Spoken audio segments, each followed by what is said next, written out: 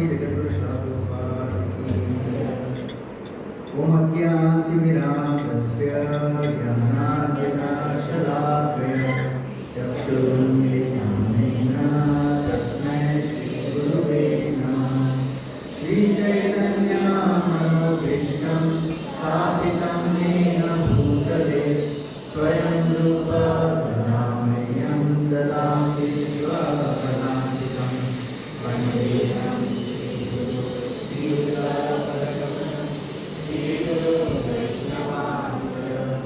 श्रीरूपं साग्रजातं सहगणारघुनाथान्वितं तं सजीवं साद्वैतं सावधूतं परिजनसहितं कृष्णचैतन्यदेवं श्रीराधा कृष्णपादान् सहगणा श्रीविशाखान्वितांश्च हे कृष्ण करुणा सिन्धु दीनबन्धो जगत्पते गोपेश गोपिकान्त राधाकान्त नमोऽस्तुते। तप्तकाञ्चन गौराङ्गी राधे वृन्दावनेश्वरी वृषभानुसुते देवी प्रणमामि हरिप्रिये। वाञ्छाकल्पतरुभ्यश्च कृपा सिन्धुभ्यैव च पतितानां पावनेभ्यो वैष्णवेभ्यो नमो नमः। नमो महावदन्याय कृष्णप्रेमपदायते कृष्णाय कृष्णचैतन्य नामिने गौरक्षे नमः। नमो रमणदेवाय गोब्राह्मण्यहिताय च जगत्पिताय कृष्णाय गोविन्दाय नमो नमः। नमो विष्णुपादाय कृष्णप्रेष्ठाय भूतले श्रीमते भक्तिवेदान्त स्वामिनिति नामिने। नमस्ते सारस्वती देवे गौरवाणी प्रचारिणे निर्विशेष शून्यवादी पाश्चात्यदेशकारिणे। जय श्री कृष्ण चैतन्य प्रभु नित्यानंद श्री अद्वैत गदाधर श्रीवासादि गौरभक्तवृंद। हरे कृष्णा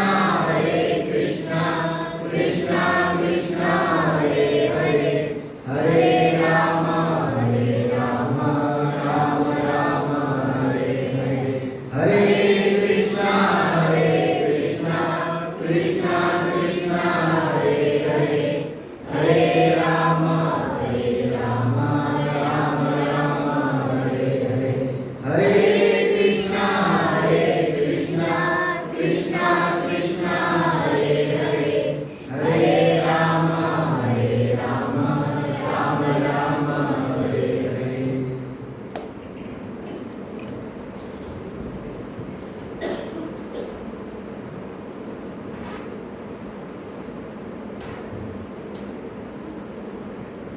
मुखं करोति वाचालं पङ्गुं लङ्घयते गिरिं यत्कृपातमहं वन्दे श्रीगुरु दीनतारिणं परमानन्दमाधवं श्रीचैतन्येश्वरम्। हरे कृष्णा। तो सभी उपस्थित भक्तों का स्वागत है आज के इस रविवार के सत्र में। तो बहुत बहुत धन्यवाद, आप अपना कीमती समय निकाल के आज के प्रवचन में आए। और आज का जो शीर्षक है प्रवचन का क्या है? किस तरह से आज के वक्ता को सहन करना। तो आज आपको अभी कितना 12:30,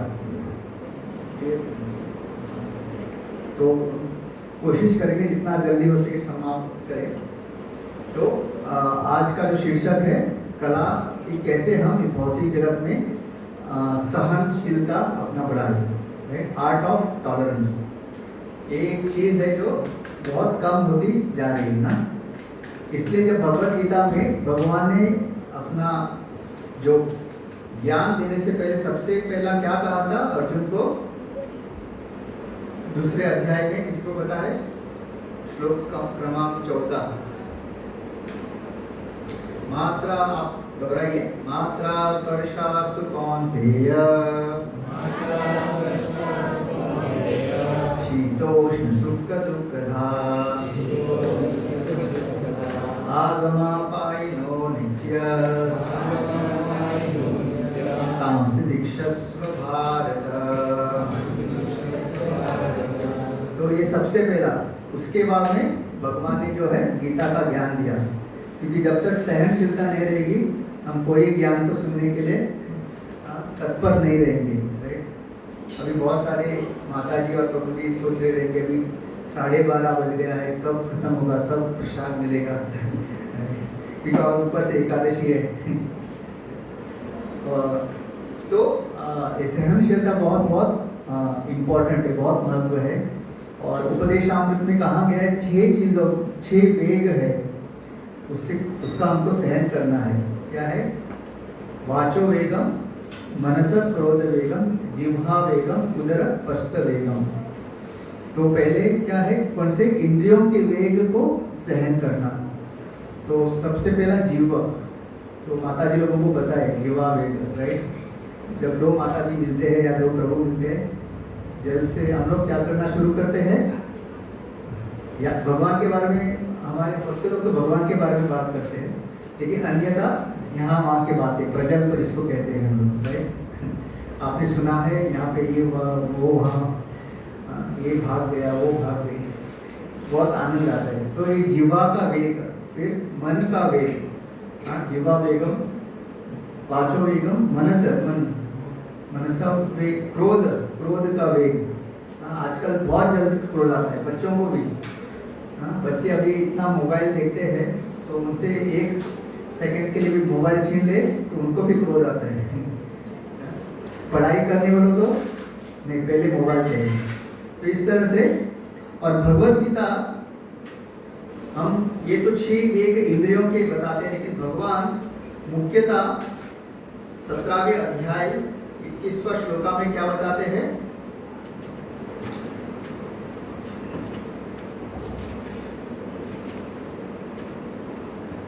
17:21।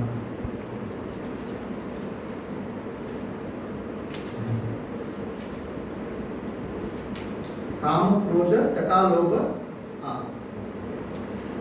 त्रिविधम नरकस्येदम द्वारम नाशनम आत्मना। 3 द्वार है नरक जाने के। क्या है वो? काम, क्रोध तथा लोभ। इसलिए इसको त्यजम ब्रजे, तो बोलते इसको त्याग दो अर्जुन। अभी हमने जो देखा 6 वेग वो है इंद्र के, लेकिन सबसे जो भगवत गीता में भगवान बताते हैं जो नरक के द्वार है 3, रॉयल रोड टू हेल, वो कहते हैं काम, क्रोध और तथा लोभ। तो इतना आसान नहीं है। जब तक हम इस शास्त्र का बार बार अध्ययन नहीं करेंगे और गंभीरता से नहीं करेंगे, तो केवल क्या होगा, हम लोग सुनेंगे, लेकिन जब तक जीवन में नहीं उतारेंगे उसका हमको कोई लाभ नहीं होगा। तो काम का अगर हम उदाहरण लेंगे तो सबको शांतनु महाराज पता है महाभारत के। तो जब उन्होंने गंगा मैया को देखा तो वो इतना प्रभावित हो गए उनके सुंदरता से। तो जब उन्होंने कहा कि मुझे आपसे विवाह करना है, तो गंगा मैया ने क्या शर्त रखी? या जो भी मैं करूंगी आप उसका बिल्कुल पूछेंगे नहीं, मैं जो करे क्यों कर रहे हैं। तो वो काम के प्रभाव में इतने थे कि उन्होंने बोला चलेगा, आप जो चाहे, आप केवल उससे शादी करो। और जब उनका विवाह हो गया और जब पहला पुत्र हुआ, तो उन्होंने क्या किया? उसको गंगा में बहाया। अब ये पिता मतलब वो पूछ भी नहीं सकते, क्योंकि शर्त वही थी, मैं जो कुछ भी करूंगी तुम उसको स्वीकार करोगे। फिर ऐसा दूसरा पुत्र, तीसरा पुत्र, चौथा पुत्र, ऐसा करते 7 पुत्र उन्होंने गंगा में बहाए।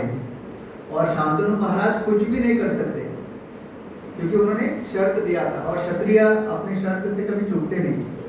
लेकिन आखिरी जो पुत्र था 8वां, वो जब वो बहाने लेके जा रहे था, और उन्होंने ये भी कहा था अगर तुम मुझसे सवाल पूछोगे मैं तभी तुरंत आपको छोड़ के चली जाऊंगी। लेकिन वो तब जब उन्होंने हाँ कहा था, तब वो काम के प्रभाव में इतना था कि उन्होंने सोचा भी नहीं कि ये शर्त क्या है। उन्होंने तुरंत हाँ कहा था, लेकिन जब 8वां पुत्र वो बहाने जा रही थी तो उन्होंने कहा कि नहीं, आप ये मुझसे आप छीनो मत, ये पुत्र तो रहने दो। और तब जो है गंगा मैया उनको छोड़ के जाती है, क्योंकि वही शर्त था, अगर आप सवाल करोगे तो मैं तुरंत। और वही पुत्र कौन बना आगे चल के? भीष्म पितामह, देवव्रत। फिर उन्होंने प्रतिज्ञा ली जिसके कारण उनका नाम पड़ा भीष्म। फिर एक बार तो उन्होंने उनका मतलब काम के प्रभाव में वापस वो किसके प्रति आकर्षित हुए? शांतनु महाराज, सत्यवती। अभी नॉर्मली जब शादी होता है तो रिश्ता बनाने के लिए कौन जाता है? माता पिता जाते हैं ना। लेकिन जब शांतनु सत्यवती के प्रति आकर्षित हुए और जब उन्होंने उनके सामने ये प्रस्ताव रखा कि आप मुझसे शादी करो, तो उन्होंने कहा आप मेरे पिता से बात कीजिए। और वो पिता भी मतलब वो कहने लगे नहीं, मैं अपनी पुत्री को तुम्हारे से विवाह नहीं करूंगी, क्योंकि वो तुम्हारा और भी पुत्र है। तो आगे चल के कौन राजा बनेगा? वो राजा बनेगा, और मेरी जो बेटी है अगर उसको कोई संतान हुई तो वो राजा नहीं बनेगा, इसके वजह से मैं विवाह नहीं करूंगा अपनी पुत्री का। लेकिन वो इतना वो आकर्षित हो गया था सत्यवती के प्रति, मतलब फिर देवव्रत उनका जो बेटा था ना, वो सोचने लगा कि मेरे पिताजी को क्या हुआ है, आजकल बहुत चिंतित रहते हैं, कहीं मन नहीं लगता। और फिर उनके मंत्री ने कहा कि ऐसा ऐसा मामला है कि आपके जो पिता है एक कन्या है सत्यवती, उसके प्रति बहुत आकर्षित है, और यहाँ पे जो है एक पुत्र जो है अपने पिता का विवाह का प्रस्ताव लेके जाता है। राइट, हम लोग अभी बोले थे ना कि जब अपना पुत्र या पुत्री जब विवाह के योग होती है तो माता पिता जाते हैं, लेकिन इस संदर्भ में जो देवव्रत है अपने पिता का शादी करने के मतलब का प्रस्ताव लेके गया। और तब उन्होंने सत्यवती के पिता को वचन दिया कि मैं आजीवन जो है ब्रह्मचारी का पालन करूंगा, मैं विवाह नहीं करूंगा, और अगर आपकी पुत्री को संतान होती है तो वही जो है राजा बनेगा। तो इस शर्त के ऊपर जो है फिर सत्यवती का विवाह जो है शांतनु से हुआ। तो हम देख सकते हैं यहाँ पे कि ये जो काम जो वेग है इतना मतलब प्रबल होता है कि जो व्यक्ति इसके जो मतलब अगर उसके पास आध्यात्मिक ज्ञान नहीं है वो किस तरह से उसके चंगुल में फंस सकता है। उसी तरह से विश्वामित्र इतने बड़े योगी थे वो, तो एक बार क्या हुआ था, वशिष्ठ मुनि के साथ उनका युद्ध हुआ था, क्योंकि वशिष्ठ मुनि के पास क्या था, एक गाय थी उनके पास। किसी को पता है कौन सी गाय? कामधेनु गाय। तो वो बोले मैं मतलब तब वशिष्ठ विश्वामित्र वो मुनि नहीं थे, वो एक राजा थे। तो वो राजा होने के कारण उन्होंने क्या कहा, एक कामधेनु तो मेरे पास होनी चाहिए, लेकिन वशिष्ठ मुनि ने उनको नहीं दिया। तो युद्ध हुआ था और उन्होंने उनको परास्त किया था, और तब विश्वामित्र को लगा कि ये मुनि होना बहुत बड़ा मतलब मुनि के पास राजा से भी ज़्यादा ताकत होता है, इसलिए वो मतलब राज ऋषि ब्रह्म ऋषि बनने के लिए वो तपस्या करने बैठे। तो तपस्या करते करते 10,000 साल उन्होंने तपस्या की। और जब कोई तपस्या करता है कौन डर जाता है? इंद्र, क्योंकि इंद्र को हमेशा ना उसका जो ये सीट है ना स्वर्ग का राजा का सीट, तो वो हमेशा डर लगता है। कोई ज़्यादा तपस्या किया तो जैसे यहाँ के मंत्री लोग हमेशा डरते हैं ना कि अगर अगले साल में प्रधानमंत्री या मुख्यमंत्री नहीं बना, तो उसी तरह से इंद्र भी जो है वो क्या करता है, जब वो देखता है कि विश्वामित्र मुनि बहुत तपस्या कर रहे हैं, तो किसको भेजता है? पहली बार मेनका को भेजता है, और केवल मेनका के पायल की जो क्या पहनते वो लोग, पायल पहनते पैरों में, उसका खाली आवाज से ही उसका जो है पूरा जो तपस्या भंग हो गई। और ऐसा कहते 50 साल ऑलमोस्ट उनके साथ उनसे संग किया, और एक पुत्री हुई उनको जिसका नाम था शकुंतला। तो ऐसे मतलब इतना उन्होंने 10,000 साल तपस्या किया, लेकिन केवल पायल का आवाज सुन के उनका तपस्या भंग हुआ। तो जब हमारा नियंत्रण नहीं होता हमारे इस वेगों पे, तो हम अभी भक्ति करने के लिए इतना उत्सुक है, लेकिन थोड़ा सा भी अगर हम ऐसे वेगों के ऊपर हमारा नियंत्रण नहीं है तो वर्षों हमने जो तपस्या की है वो क्षण में खत्म हो सकती है। तो इसके कारण ये सारे जो वेग है इसके ऊपर हमको हमेशा नियंत्रण, सेंस कंट्रोल, राइट। तो ये है काम के बारे में। फिर है क्रोध।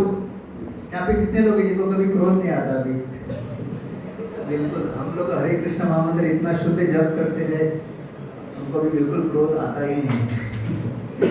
कोई है नहीं ना? तो एक बार द्रोणाचार्य पांडवों को सिखा रहे थे कि क्रोध करना बुरी बात है। ऐसा कहते हैं अगर आपको क्रोध आता है ना, तुरंत हमको स्नान करना चाहिए। क्यों? अपना पूरा जो शरीर है वो मतलब इट गेट्स पोल्यूटेड।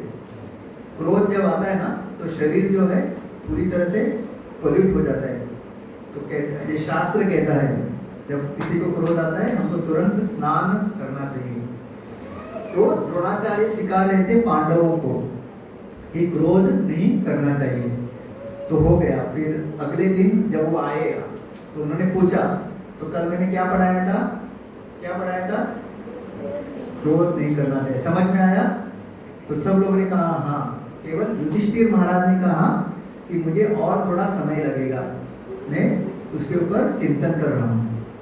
1 दिन हुआ, 2 दिन हुआ, 3 दिन हुआ, फिर चौथे दिन वापस द्रोणाचार्य ने पूछा युधिष्ठिर महाराज को, तो अभी तुमको समझ में आया कि हमको क्रोध नहीं करना चाहिए? तो तब क्या हुआ? युधिष्ठिर महाराज ने कहा नहीं, अभी भी मैं उसके ऊपर चिंतन कर रहा हूँ। और इस बार द्रोणाचार्य को क्रोध आया और उन्होंने क्या किया? लकड़ी लेके युधिष्ठिर को मारना शुरू किया। मतलब 4 दिन हो गए, अभी भी तुम कह रहे हो समझ में नहीं आ रहा है। तो जो व्यक्ति सिखा रहा था उसको क्रोध आया। और फिर युधिष्ठिर महाराज ने कहा हाँ हाँ, अभी मुझे समझ आया, आप मुझे मार रहे हो लेकिन मुझे क्रोध नहीं आ रहा है। तो हम लोग बहुत प्रवचन देते हैं, राइट, यहाँ बैठ के हम बच्चों को भी सिखाते हैं ये सही है वो गलत है। लेकिन बच्चे भी हमको देखते हैं कि मेरे माता पिता कहते तो एक है, लेकिन जब उनकी बारी आती है वो किस तरह से उनका व्यवहार होता है। तो हमेशा याद रखिए, बच्चे सुन के कम, देख के ज़्यादा सीखते हैं। तो अगर हम माता पिता अगर कुछ बता रहे हैं अपने बच्चों को, ये हमेशा याद रखना है, हमको भी उस तरह से व्यवहार करना है। नहीं तो एक दिन वो पूछेंगे माँ आपने तो, या पिता आपने तो ऐसा कहा था और आपने ऐसा कहा। कभी कभी होता है ना, घर में होते हैं, कोई आया तो बोला उनको मैं नहीं हूँ तो बच्चा बोलता हाँ ये हो सकता है, ये सही है। तो बोलते हाँ नहीं पिताजी घर पे नहीं है। तो उनको क्या लगता है हाँ ऐसे झूठ बोलना चलता है, ओके, लेकिन हम उनको गलत शिक्षा दे रहे हैं। तो इस तरह से एक क्रोध भी एक वेग, मतलब इसको भी हमको सहन करना सीखना है। और अंत में क्या है? काम, क्रोध, लोभ।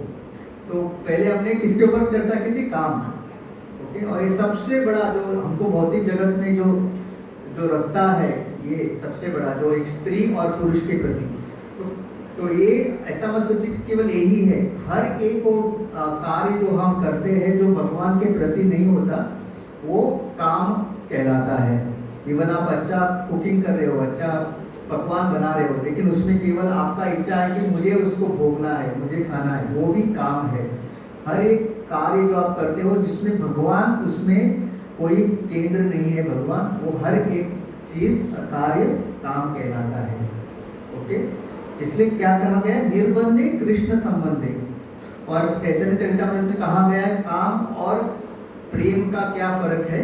आत्मेंद्रिय प्रीति वांछा तरे भले काम, कृष्णेंद्रिय प्रीति वांछा धरे प्रेम नाम। तो काम और प्रेम का क्या है? आत्मेंद्रिय प्रीति वांछा, जब हर एक कार्य को अपने लिए किया जाता है वो काम है। और वही कार्य अगर आप कृष्ण की प्रीति के लिए कर रहे हो तो उसको प्रेम कहा जाता है। तो कृष्ण की इंद्रियों को संतुष्ट करना क्या है? प्रेम है। और अपने इंद्रियों को संतुष्ट करना, तो आप बनाइए अच्छा पकवान बनाइए, लेकिन पहले किसको? भगवान को भोग लगाइए। भगवान कुछ उसमें से खाली नहीं करेगा 100%। अब डरिए मत, अरे मैंने इतना अच्छा पनीर बनाया भगवान के सामने रखूंगा, खत्म हो जाएगा, फिर हम लोग क्या खाएंगे? नहीं, भगवान केवल अपना जो दृष्टिपात करके उसको प्रसाद बनाएंगे। भगवान बहुत कृपालु है, उसको पता है अगर मैंने खाना शुरू किया तो ये लोग कभी मुझे भोग नहीं लगाएंगे तो ऐसा, तो इसके लिए आप डरिए मत, भगवान आप जो देंगे उससे अधिक देंगे। पुष्टि मार्ग भी पता है आपको, जहाँ पे श्रीनाथ जी का जो भक्त, तो वहाँ पे ऐसा कहते हैं माताएं जब उनके पति के लिए कुछ बनाना चाहते हैं स्वादिष्ट व्यंजन, क्योंकि हर किसी का कुछ फेवरेट होता है ना, तो वो क्या पूछती है, तो वो पूछती है लाला के बाद आप क्या खाओगे। अगर उनको मानो उनके पति का बर्थडे है और उनके लिए कुछ बनाना है, तो क्या उनको पता है, तो पूछते ना आपके लिए क्या बनाऊं, लेकिन वहाँ पे कैसे पूछते हैं, लाला के बाद आप क्या खाओगे। मतलब पहले कौन खाएगा, भगवान खाएंगे, और फिर वही भोग तो प्रसाद बन के हमको मिलेगा।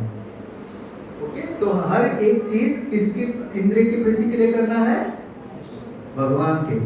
ओके, बच्चे जो पढ़ाई कर रहे हैं किसके लिए कर रहे हैं, भगवान के लिए।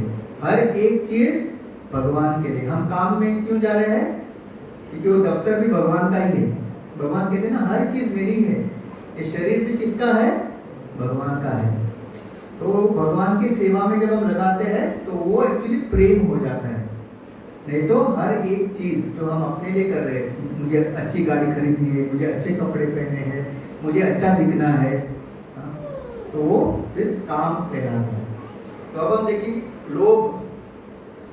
तो लोभ क्या है, मतलब हर चीज अपने लिए करना। इसके वजह से भगवद गीता में भगवान 18वें अध्याय में कहते हैं किस तरह से हम शुद्ध हो सकते हैं। यज्ञ दान तप कर्म न त्याजम कार्यम एव तत् यज्ञ दान तपश्चैव पावनानि मनीषिणः। तो ये लोभ हम कैसे कम कर सकते हैं, यज्ञ दान तप। तो दान जब कोई देना शुरू करता है ना, तो ये लोभ का जो अंदर हमारे अंदर जो इच्छा है वो अपने आप कम करती है। और ये तीनों चीज बार बार करने से क्या होता है, पावनानि मनीषिणः। इवन जो बड़े बड़े साधु गण है उनको भी ये जो यज्ञ दान तपस हमेशा करना चाहिए। तो अगर साधु लोगों को हमेशा करना चाहे तो हमको तो करना ही है कि नहीं। वो तो शुद्ध परमहंस के स्तर पे है, फिर भी उनको भगवान कहते हैं उनको भी करना है। तो हम लोग कौन से स्तर पे हैं, परम कौन से स्तर पे है, हम तो अभी भी कंटेमिनेटेड, अभी भी बद्ध अवस्था में है ना, अभी भी बद्ध अवस्था में। तो हमको भी ये यज्ञ दान तपस हमेशा करना चाहिए। तो ऐसा कहते हैं कि सतयुग में सब लोग जो है जो भी वो कमाते थे भगवान की सेवा में लगाते थे हर चीज। फिर आया अगला युग कौन सा है, सतयुग के बाद कौन सा युग आया, त्रेता। सबको याद होना चाहिए। अभी तो हमने रामनवमी बनाई ना, भगवान अभी अभी आए त्रेता युग। तो त्रेता युग में उन्होंने क्या किया, थोड़ा चेंज किया। वो क्या करते थे, बड़ा एक सर्कल बनाते थे और जो भी उनके पास धन था उसको हवा में फेंकते थे। जो भी सर्कल में गिरा वो क्या है, भगवान के लिए, और जो बाहर गिरा वो अपने लिए। फिर आया द्वापर युग और चेंज हुआ। तो उन्होंने बोला सर्कल नहीं चाहिए, उन्होंने एक स्ट्रेट लाइन निकाला। दाएं साइड जो गिरेगा भगवान के लिए और बाएं साइड जो गिरेगा वो हमारा। अभी कलयुग में हम लोग बहुत ही एडवांस लोग हैं। हम लोगों ने क्या किया है, हम लोग सीधा आसमान में फेंकते, बोलते भगवान आपको जो चाहिए आप ले लो, बाकी वो मेरा। इस तरह से, तो इस तरह से, क्योंकि क्या है जब आदमी रोगी होता है वो कितना भी वो कमाए उसको वो कम लगता है, उसको लगता है भगवान को क्या जरूरत है।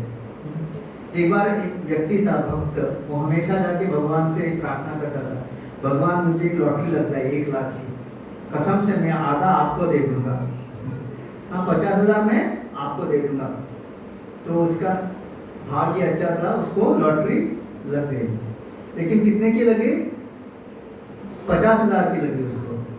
अभी उसने क्या बोला था भगवान को, 1 लाख लगेगी तो 50,000 आधा मैं आपको दूंगा।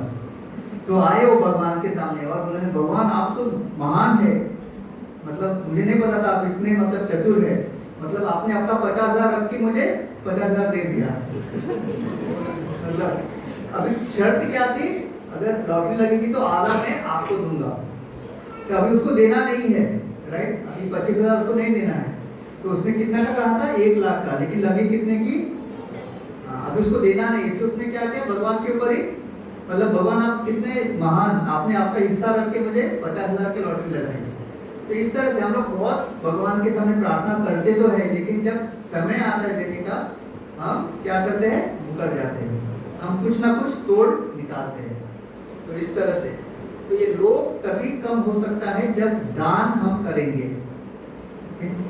तो जब दान का जब स्वभाव हमारा आएगा, तब धीरे धीरे ये सब आसक्ति जो है हमारा धन के प्रति, परिवार, ये पूरा कम होते जाएगा। ओके, तो ऐसे ही एक माता थी, तो उसको लगता था कि ये सारे साधु, इनको काम धंधा कुछ है नहीं, कुछ कमाते नहीं, हमेशा घर में आते हैं और भिक्षाम दे भिक्षाम दे। तो उनको जब भी साधु को देखती थी वो चिढ़ जाती थी और सीधा दरवाजा है ना बंद कर देती। तो एक बार क्या हुआ, एक साधु को देख के उसको लगा कि ना इनका ना जब तक हम अपमान नहीं करेंगे ना, एक घर पे आना बंद नहीं करेंगे। और तब पुराने जमाने में कैसे खाना पकाते थे? चूल्हे पे ना, अभी शुरू हो गए हैं आज प्रभु जी को देखा मैंने तो आई थिंक वापस हम सतयुग की ओर जा रहे हैं, अच्छी बात है। तो चूल्हे पे पकाते थे, और चूल्हे में पकाने के बाद क्या बचता है? राख बचता है। तो उन्होंने सोचा इस बार साधु जब आएगा ना, तो क्या करते? बोलते रुको, और जाते वो राख में, वो चूल्हे में से राख निकाल के उसके झोले में डाल देती है, वो अपमान के स्वरूप में। लेकिन साधु बहुत खुश होता है, बोलते धन्यवाद माता जी, धन्यवाद। तो बोलते अरे ये मतलब मैं तो इसका अपमान कर रही हूँ और ये मुझे धन्यवाद कर रहे हैं। तो बोलते आपको समझ में नहीं आ रहा मैं आपका अपमान कर रही हूँ? बोलते नहीं नहीं, आप जब भी थी दरवाजा जो है मुंह पे ही बंद करती थी, आप कभी कुछ देती नहीं थी। एटलीस्ट आज आपने देना शुरू किया है, मतलब भले ही आपने राख दिया है, लेकिन देने का जो है आपने शुरू किया। और राख को क्या कहते हैं इंग्लिश में? ऐश। तो ऐसे ही व्यंग में, तो आज today you give me ash, I am sure tomorrow you give me cash. तो मतलब देना जो है बहुत बहुत इम्पोर्टेंट है। जब हम देने का प्रकार शुरू करते हैं, तब धीरे धीरे ये सारा आसक्ति कम होती है। जैसे कि कंजूस, बहुत बोलते हैं ना कंजूस मक्खी चूस तो एक बार ना उसको मतलब देना मतलब बिल्कुल। तो एक बार वो नाव से जा रहा था, ओके, और नाव में हमको पता है ना, जो ये रहता है केवट रहता है, उसको कुछ ना कुछ देना पड़ता है। ओके, तो नदी पार कर रहा था, और नदी पार करते वक्त उसकी जेब से, जब वो नाव वाले को उस जमाने में आटा ना चारा ना वो देने जा रहा था, वो गलती से वो पानी में गिर गया। और उसके लिए तो वो मतलब प्राण से भी ज्यादा था, मतलब धन। तो वो क्या किया, जैसे देखा उसका वो आटा ना पानी में गिर गया, तुरंत पानी में कूद गया। और जैसे पानी में कूद गया, फिर उसको याद आया मुझे तैरना नहीं आता और तब वो डूबने लगा और बचाओ बचाओ बचाओ। तो वहां पे कोई व्यक्ति था, उसने बोला आपका हाथ दो मैं आपको बचाता हूँ। और ये हाथ देने के लिए तैयारी नहीं है, तो सब लोग चिल्ला रहे आपका हाथ दो हाथ दो। तो वहां पे उसको एक जानने वाला था उस नाव में, वो बोला इसने आज तक कभी कुछ दिया नहीं, आप लोग दो दो बोलेंगे तो नहीं देगा, आप क्या बोलो मेरा हाथ लो मेरा हाथ लो। और सब लोगों ने फिर बोला मेरा हाथ लो मैं आपको बचाता हूँ। तुरंत उसने हाथ अपना दे दिया। पहले क्यों नहीं दे रहा था वो? क्योंकि मांग रहे थे। तो इस तरह से होता है, जो व्यक्ति मतलब जिसको देना मतलब नहीं है, उसको मतलब देना मतलब उसके जान पे आती है। इसलिए वो भले ही डूब रहा था, लेकिन जो दो दो कह रहे थे वो हाथ नहीं दे रहा था। और जैसे कहा कि मेरा हाथ लो मैं बचाता हूँ, तुरंत उसने अपना हाथ दिया। तो इस तरह से हम देख सकते हैं। तो काम क्रोध लोभ, ये तीन वेग जो है भगवान बता रहे हैं। फिर है द्वंद्व का वेग, द्वंद्व सहिष्णुता। तो ये सारा जो हमको जो टॉलरेंस जिसको कहते हैं सहन करना, तो द्वंद्व का एक जगत है, राइट, जो हमने अभी पढ़ा मात्रा स्पर्शास्तु। तो अभी कौन सा सीजन चल रहा है? गर्मी का। बाद में बारिश आएगी, फिर ठंड आएगी, राइट। अभी हमको लगता है कि ठंड होनी चाहिए, राइट, एसी फैन अच्छा लगता है। और तब जब ठंड आती है तब हम बोलते हैं अरे सूरज आना चाहिए। तो ऐसे चलते रहता है। हाँ, तो पत्री प्रभु आप जानते हैं, पत्री प्रभु वो एक अच्छा कहते हैं, by the way a man is a fool, when it's hot he wants cool, when it's cool he wants hot, always looking for what is not. हमेशा जब ठंडा रहता है तो गर्म चाहिए, गर्म है तो ठंडा चाहिए, तो हमेशा कुछ ना कुछ वो देखते रहता है। तो इस द्वंद्व से हमको हमेशा बचना चाहिए, ओके, क्योंकि ये भौतिक जगत यानी यहाँ पे कुछ सही नहीं रहेगा, आपको सहस करते करते जो है चलना है। तो एक राजा था और उसके एक मंत्री थे, तो उस राजा ने उस मंत्री को पूछा कि तुम हमेशा खुश कैसे रहते हो, मतलब मैंने आपको कभी दुखी नहीं देखा। तो फिर उस राजा ने, उस मंत्री ने राजा को कहा कि मेरा एक सिंपल सूत्र है, जो हो रहा है क्या है, अच्छे के लिए हो रहा है, ओके, जो भी हो रहा है अच्छे के लिए हो रहा है। तो फिर राजा ने बोला अच्छा बात है। तो एक दिन क्या हुआ, तो राजा का जो उंगली है कुछ कर रहा था, उसका उंगली कट गया और उसको बहुत दर्द हुआ। वो राज में आया तो उसने बोला तो उस मंत्री को, देख आज कुछ मैं कर रहा था, मेरी उंगली कट गई। तो उस मंत्री ने क्या कहा राजा को, जो होता है अच्छे के लिए होता है। राजा को ऑलरेडी उसका उंगली कटा है, दर्द हो रहा है, और ये क्या कह रहा है, जो होता है अच्छे के लिए होता है। उसको इतना गुस्सा आया, उसने तुरंत अपने सिपाही को बुलाया, वो बोला इस मंत्री को पहले जेल में डाल दो, बंदी घर में डाल दो। हाँ, इधर मतलब उसको मजा आ रहा है मेरा उंगली कटा देख के, अब उसको लगा वो सहानुभूति करेगा, राइट। लेकिन मंत्री जो है अपने जो सूत्र है उसको फॉलो कर रहा था, और फिर उसको उस अंदर डाला, और वो उस दिन राजा जो है शिकार पे निकल गया।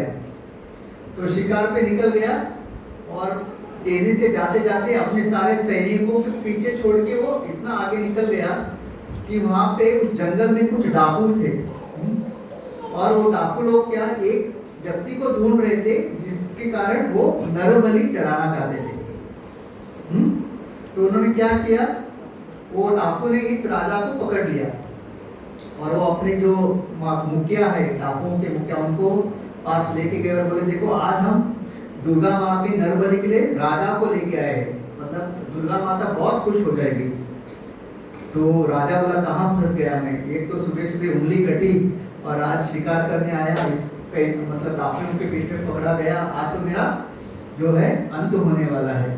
तो फिर नरबलि करने मतलब देने से पहले उन्होंने अच्छा उसका स्नान करवाया, सब किया, और फिर पता चला क्या हुआ है, उस राजा का उंगली कटा है। और नर मतलब बलि देने से का एक उनका क्या रहता है, अगर उस व्यक्ति के अंदर कोई भी प्रॉब्लम है, कुछ अगर उस अंग का कोई भी कुछ कटा हुआ है तो वो बलि हम नहीं दे सकते। तो क्या हुआ, तो उन्होंने जाके उस मुखिया को कहा कि इस राजा का हम नर बलि नहीं दे सकते क्योंकि उसका उंगली जो कटा हुआ है। तो राजा बहुत खुश हो गया, चलो बाबा इसके कारण मैं बच गया। और उसको तुरंत याद आया मेरा जो मंत्री कहता था वो सही है, आज क्योंकि मेरी उंगली कटी है इसके वजह से एक नर बलि के मैं बच गया। और तुरंत वो जब उसको छोड़ दिया कैदियों ने, वो राज्य में आया और उन्होंने उसने सिपाही को कहा पहले मेरे मंत्री को छोड़ दो, और मंत्री को छोड़ दिया गया। और उस मंत्री को कहा कि राजा ने कि तुमने जो कहा बिल्कुल सही है, जो होता है अच्छे के लिए होता है। देखो आज मेरी उंगली कटी इसके लिए मैं नर बलि से बच गया, नहीं तो आज मेरी बलि चढ़ने वाली थी। लेकिन मुझे एक बताओ, तुमने सही कहा था, मैंने तुम्हें बंदी बनाया तो तुम्हारे साथ कैसे अच्छा हुआ? तो मंत्री ने बताया कि देखो राजा, हमेशा मैं तुम्हारे साथ रहता हूँ, तो आज शिकार में तुम मुझे भी साथ में ले जाते अगर मुझे बंदी नहीं बनाते। ओके, तुम्हारी तो उंगली कटी हुई है, मेरा तो पूरा स्वस्थ है, तो वो क्या होता तुमको छोड़ के किसकी बलि चढ़ाते? क्योंकि मैं आज इधर बंद था इसलिए मैं बच गया। तो इस तरह से राजा बोलते हाँ ये सही है, तो जो होता है अच्छे के लिए होता है। तो सबको शुगर है ना, भगवान जो करते हैं, नहीं तो क्या होता वो मंत्री का बलि चढ़ जाता, राइट, राजा को छोड़ देते हो क्योंकि वो कैद में था इसलिए उस दिन उसका वो बच गया। तो ये जो द्वंद है, द्वंद से हमको हमेशा बचना चाहिए। फिर तीसरा क्या है, परमहंस सहिष्णुता। तो इस भौतिक जगत में बहुत सारे लोग जो है जो हमेशा हमको अपना मत देने के लिए उतावले रहते हैं, राइट? हाँ, तो हर कोई जो है, आप देखिए कोई भी प्रॉब्लम है आपको सोल्यूशन सब देने के लिए रेडी है, लेकिन हेल्प कोई करता है क्या? हेल्प करने वाले बहुत कम मिलते हैं, लेकिन जो है वो हमेशा आपको सोल्यूशन देते हैं, राइट? अगर देखेंगे राम में, ये जो रामायण में भी कैकेयी को किसने सोल्यूशन दिया था? सलाह मंत्रा ने, राइट? तो हमारे भी जीवन में ज्यादातर मंत्रा ही है ना। इसलिए हम इवन भक्ति में भी जब आते हैं तो बहुत सारे मंत्रा आके कहते हैं, अरे तुम कहाँ फंस गए हो, क्या सब छोड़ रहे हो, ये नहीं खा रहे हो, वो नहीं खा रहे हो, पार्टी में नहीं आ रहे हो, मैच नहीं देख रहे हो, किसने सिखाया है तुमको, राइट? तो बहुत सारे लोग, मतलब जो प्रभुपाद की किताबें सही से पढ़ी नहीं है, तो वो लोग मंत्रा को सोचते हैं यही सही है, यही मेरा शुभ चिंतक है, तो ऐसे बहुत सारे लोग फिर छोड़ के चले जाते हैं भक्ति। लेकिन जो सही में जिन्होंने पढ़ा है, हाँ, वो लोग रह जाते हैं, राइट? तो हमेशा जो पर मत सहिष्णुता भी हमको होना चाहिए। जब कोई हमको ओपिनियन अपना देता है तो सही है या नहीं है वो कैसे पता चलेगा? शास्त्र के आधार पे। ओके, तो एक बार 3 दोस्त थे, 3 मित्र, तो उन्होंने मिलके ना, उस दिन भी एकादशी थी, तो उन्होंने मिलके एक अच्छा खीर बनाया, इन्होंने मिलके, और फिर खीर रेडी हो गया, भगवान को भोग भी लगाया। अभी ये था सवाल कि पहले कौन खाएगा, राइट? तो उन्होंने सोचा एक काम करते हैं, आज हम इसको नहीं खाएंगे, आज हम सो जाते हैं, तो जिसको सबसे अच्छा स्वप्न आया है, हाँ, हम लोग तैयार करेंगे, वो पहले खाएगा। तो बोला ठीक है। तो अगले दिन तीनों उठे, तो पहला बोला कि मेरा स्वप्न सबसे अच्छा था, मैं कल अपने नींद में ब्रह्मलोक पहुंचा और वहां मैंने जो पूरी सृष्टि की जो जिसने रचना की है ब्रह्मा जी को मिला और वहां से वार्तालाप किया, उन्होंने मुझे सब बताया वो किस तरह से सृष्टि करते हैं। तो मेरा जो ख्वाब है या मेरा जो, हाँ, वो सबसे अच्छा है। तो दूसरा बोला नहीं नहीं, तुम्हारा कुछ भी नहीं है, मैं कल नींद में महेश लोक गया, ब्रह्मा जी से भी महान कौन है? महेश लोक कौन रहता है? शिव जी। तो मैं कल शिव जी से मिला और वहां पे मैंने शिव जी के साथ इतना वार्तालाप किया, उन्होंने मुझे बहुत सारा ज्ञान दिया। तो मेरा जो है, जो नींद का मेरा जो ख्वाब है आपसे भी अच्छा है, तो मैं पहले खाऊंगा। तो तीसरा बोला नहीं नहीं, आप लोगों का कुछ भी नहीं है, मैं कल मेरे सपने में कौन आए? हनुमान जी आए और हनुमान जी ने बोला क्या बेवकूफ, इतना अच्छा खीर बनाया है और सो रहे हो, उसको अभी खाओ, कल तक ठंडा हो जाएगा। हाँ, इतना मेहनत करते हो, गरम गरम खीर खानी चाहिए, प्रसाद है वो, हाँ, भोग लगा दिया है। तो अभी मैं, हनुमान जी स्वयं आए और मुझे कह रहे मैं कैसे मना कर सकता हूँ, तो मैंने खीर खा ली। तो दोनों मित्र बुला रहे तुम कितने मतलब कैसे व्यक्ति हो, एटलीस्ट हमको उठाते, हमको भी बुलाते। अरे मैंने बहुत ट्राई किया, फोन पे लगाया, लेकिन आप ब्रह्मलोक में थे, आप महेश लोक में थे, तो कैसे बुलाता मैंने? आउट ऑफ रीच आ रहा था आप दोनों का फोन।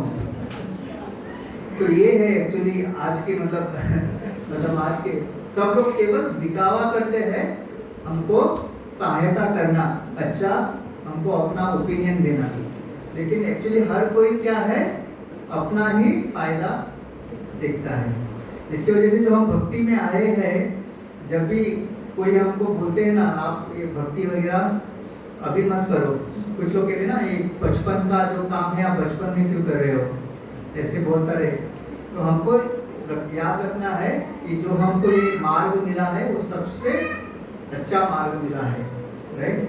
तो हमेशा जब भी कोई सलाह कोई देता है, जो पर हमको मत देता है, उसको भी सहन करते हुए जो क्या सही है उसको पालन करना चाहिए। ओके, तो ये है पर मत सहिष्णुता। फिर है पर उत्कर्ष सहिष्णुता। पर उत्कर्ष यानी क्या?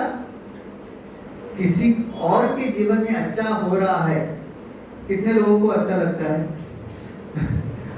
ये वैष्णव का क्वालिटी है। वैष्णव क्या है? पर दुख दुखी और पर सुख ओके, ये एक्चुअली वैष्णव का गुण होता है, लेकिन भौतिक जगत में ऐसा नहीं होता, राइट। जब भी हम देखते हैं कि कोई और, हम क्या चाहते हैं, आप कितना भी आगे बढ़ो लेकिन मेरे से नहीं, मेरे से ज्यादा नहीं, राइट।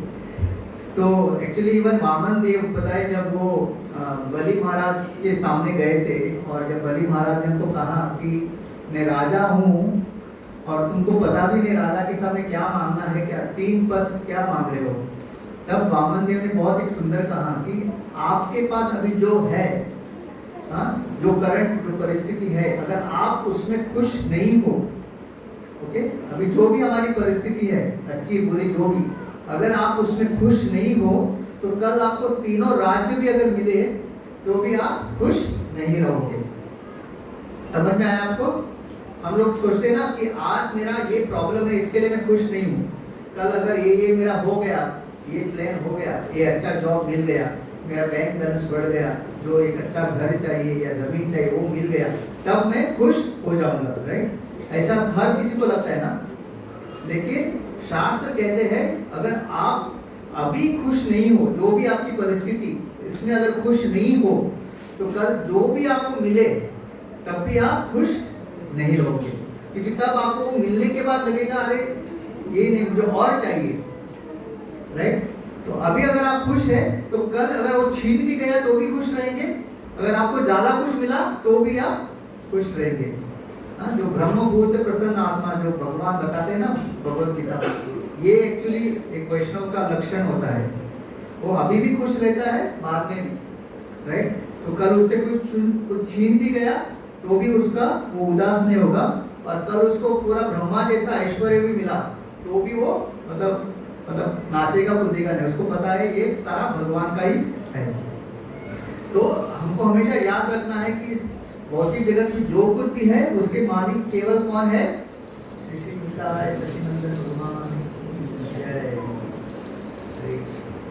तो देखिए अभी भगवान पहले खाएंगे तो भगवान को भोग लगा है, ये है प्रेम, राइट। आत्मेंद्रिय प्रीतिवांचा डरे तारे भले काम, कृष्णेंद्रिय प्रीतिवांचा डरे प्रेम नाम, हरे कृष्ण। तो हमेशा जब हम किसी को प्रगति करते देखते हैं तो हमें हमेशा खुश होना चाहिए, अगर खुश नहीं तो एटलीस्ट कॉम्पिटिटिव, मतलब कंपटीशन या कंपैरिजन का मेंटेलिटी हमें नहीं होना चाहिए। तो एक ऐसा व्यक्ति था जो बहुत बड़ा शिव का भक्त था, तो शिव जी प्रसन्न हुए और सामने आए, बोला कि जो चाहे मांगो। तो उसने कहा कि भगवान जब भी मुझे कुछ चाहिए मैं आपसे मांगूंगा, आप मुझे दे देना, अभी फिलहाल नहीं चाहिए कुछ। तो शिव जी ने कहा तथास्तु, लेकिन एक कंडीशन है, मैं तुम्हें जो कुछ भी दूंगा तो आपके जो आजू बाजू जो पड़ोसी है उसको उसका 2 दुगना मिलेगा, ओके। जो भी मुझे मैं तुमको दूंगा तो आपके जो पड़ोसी है या उसको उसका 2 दुगना मिलेगा। तो उसको समझ में नहीं आया, उसने बोला ठीक है। तो फिर एक समय आया तो उसको लगा कि ये छोटा सा घर है, तो उसने शिव जी को प्रार्थना की, शिव जी सामने प्रकट हुए, तो उसने बोला शिव जी को कि मुझे बहुत अच्छा महल जैसा घर बना हो। तो तुरंत क्या हुआ, उसका जो घर था महल जैसा घर बन गया। और फिर उसने जब बाजू में देखा, आजू बाजू में सारे, मतलब उसका जो एक पड़ोसी था उसका घर महल और उसका ऊपर मतलब 3 माला, मतलब डबल। तो उसने बोला तपस्या मैंने की, शिव जी को प्रसन्न मैंने किया, पर इसको बैठे बैठे पूरा फैसिलिटी मिल रहा है। तो उसने शिव जी को बोला कि मतलब उसको क्यों? तो बोला मैंने पहले ही बताया था कि जो मैं तुमको दूंगा उसका जो डबल है तुम्हारे पड़ोसी को मिलेगा। तो फिर उसने सोचा अरे ये सही नहीं है, तो उसने शिव जी को वापस बोला कि एक मेरी आंख फोड़ दो। तो शिव जी ने बोला ये क्या है? नहीं आप मेरी एक आंख फोड़ दो। अभी क्या होने वाला है? फिर बोला मेरा एक हाथ काट दो, फिर बोला मेरा एक पैर काट दो। तो इससे हमको क्या पता चलता है? हाँ, मतलब मेरा ही जो है अच्छा होना है, हाँ, मैं ही जो है, मतलब मुझसे ऊपर कोई नहीं। क्योंकि आप तरक्की करो लेकिन 1 स्टेप बिहाइंड। लेकिन स्पिरिचुअल वर्ल्ड में टोटली उल्टा है।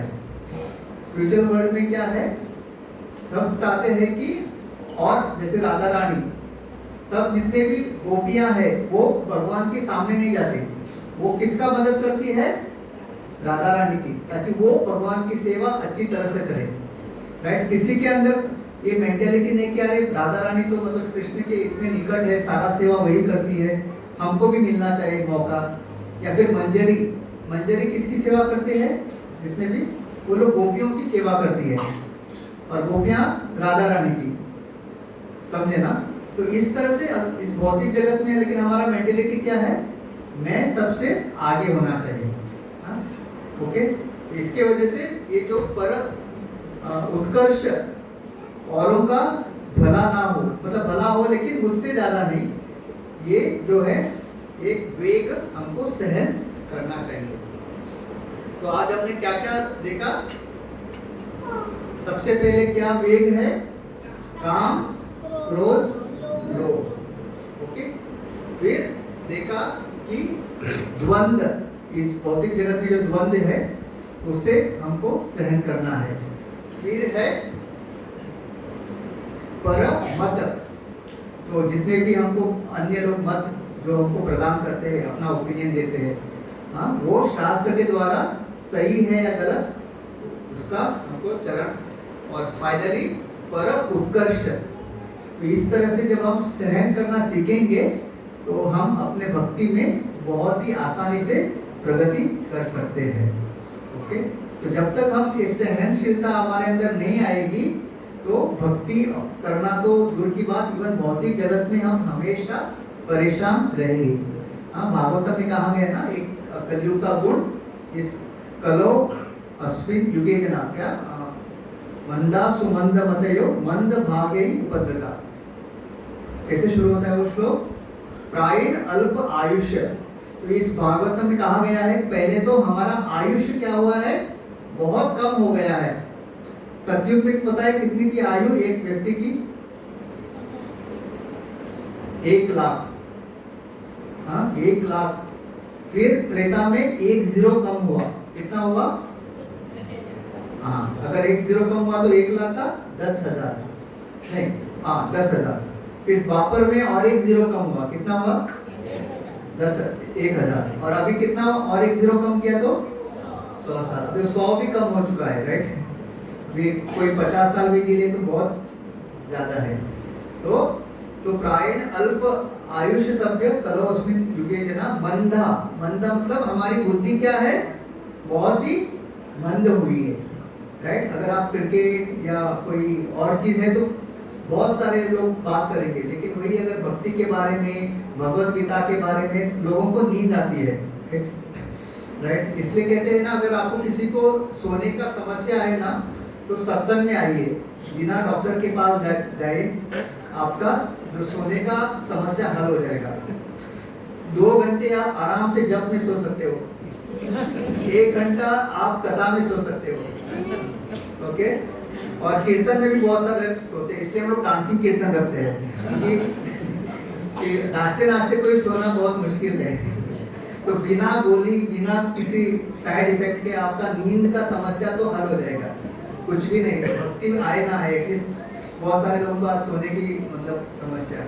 तो मंद सुमंद मतयो और मंद भाग्य, और हर किसी का भाग्य जो है, बोलते ना मेरा भाग्य सही नहीं, कुछ सही नहीं हो रहा है, जो भी करता हूँ उल्टा ही होता है, तो ये कलयुग के लक्षण है। और मंद भाग्य उपद्रता, उपद्रता है हर कोई डिस्टर्ब है। राइट? किसी से भी पूछो, हर कोई डिस्टर्ब है। किसी का बेटा उसकी बात नहीं सुन रहा है, किसी की बीवी बात नहीं सुन रही, किसी पति बात नहीं सुन रहा है, बॉस बात नहीं सुन रहा है, तो हर कोई कुछ ना कुछ डिस्टर्बेंस हर किसी के जीवन में है।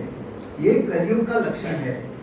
तो अगर कलयुग में अगर आपको डिस्टर्ब नहीं होना है तो ये भक्ति एकमय उपाय है। और भक्ति आप तभी कर सकेंगे कि सारे डिस्टर्बेंस को आप जब सहन करना सीखोगे।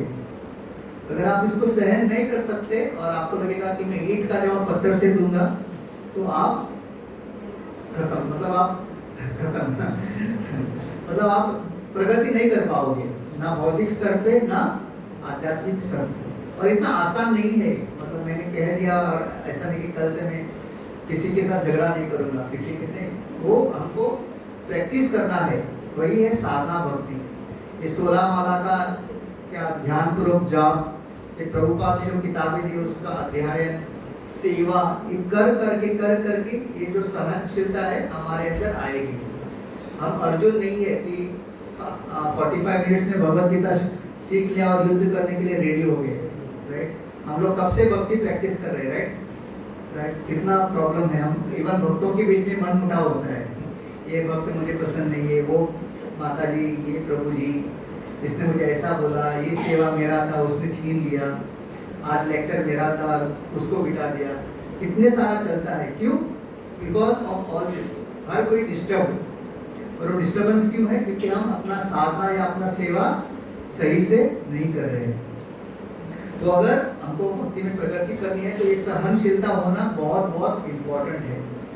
तो अगर हमारी सहनशीलता इतना बढ़ेगी, हम लोग आनंद में रहेंगे, और कोई कुछ हो ना हो, हम जीवन में आनंदित रहेंगे, और छोटी छोटी समस्याएं हमको प्रभावित नहीं करेंगी। तो मैं यही कह के यहाँ पे रुकता हूँ, और बहुत बहुत धन्यवाद, आपने मुझे ऑलमोस्ट 1 घंटा सहन किया। तो आपका क्या कहते हैं, एसिड टेस्ट पास कर दिया। तो बहुत बहुत धन्यवाद, आपने मुझे मौका दिया सेवा का, और कुछ गलत या कुछ ज़्यादा बोला तो क्षमा चाहता हूँ। श्रील प्रभुपाद की जय। इसका कोई प्रश्न टिप्पणी